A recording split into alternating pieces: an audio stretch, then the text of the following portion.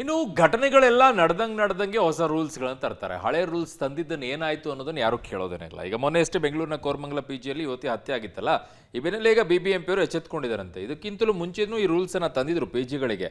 ಈಗ ಹೊಸ ಗೈಡ್ಲೈನ್ಸ್ ಅಂತೆ, ಹಳೇದಕ್ಕೇನೆ ಹೊಸ ಬಣ್ಣ ಬಡ್ದಂಗಿದೆ. ಪಾಲಿಕೆ ವ್ಯಾಪ್ತಿಯಲ್ಲಿ ಹೊಸದಾಗಿ ಪ್ರಾರಂಭಿಸೋಕೆ ಉದ್ದೇಶಿಸಿರುವಂಥ ಪೇಯಿಂಗ್ ಗೆಸ್ಟ್ ಈಗಾಗಲೇ ಪರವಾನಗಿ ಪಡೆದು ಅಸ್ತಿತ್ವದಲ್ಲಿರುವ ಪೇಯಿಂಗ್ ಗೆಸ್ಟ್ಗಳಿಗೆ ಮಾರ್ಗಸೂಚಿಗಳನ್ನು ಬಿಡುಗಡೆ ಮಾಡಿದ್ದಾರೆ. ಕಡ್ಡಾಯವಾಗಿ ಪಾಲಿಸಬೇಕು ಅಂತ. ಈ ಹಿಂದೇನೂ ಇದನ್ನು ರೂಲ್ಸ್ ಮಾಡಿದ್ರು, ಪಾಲನೆ ಆಗಿರಲಿಲ್ಲ. ಪಿಜಿಗಳಲ್ಲಿನ ಪ್ರವೇಶ ನಿರ್ಗಮನ ದ್ವಾರ ಸುತ್ತಮುತ್ತಲೂ ಕೂಡ CC ಕ್ಯಾಮೆರಾ ಕಡ್ಡಾಯವಾಗಿರಬೇಕು. 70 ದಿನಗಳವರೆಗೆ ಹಾರ್ಡ್ವೇರ್ ಮತ್ತು ಸಾಫ್ಟ್ವೇರ್ ಬ್ಯಾಕಪ್ ಸ್ಟೋರೇಜ್ ಇರಬೇಕು, ಅಂದರೆ 3 ತಿಂಗಳವರೆಗೂ. ಪಿಜಿಗಳಲ್ಲಿ ವಾಸಿಸುವವರು ಸುರಕ್ಷತಾ ದೃಷ್ಟಿಯಿಂದ ಸಿಬ್ಬಂದಿಯ ನಿಯೋಜನೆ ಕಡ್ಡಾಯವಾಗಿರಬೇಕು. ಪಿಜಿಗಳಿಗೆ 24x7 ಸೇವೆ ಅಡಿಯಲ್ಲಿ ಸೆಕ್ಯೂರಿಟಿ ಗಾರ್ಡ್ ಅನ್ನು ನಿಯೋಜಿಸಿರತಕ್ಕದ್ದು. ತುರ್ತು ಸೇವೆಗಳಿಗೆ ಸಂಬಂಧಿಸಿದಂತೆ ಸಹಾಯವಾಣಿ ಇರಲೇಬೇಕು.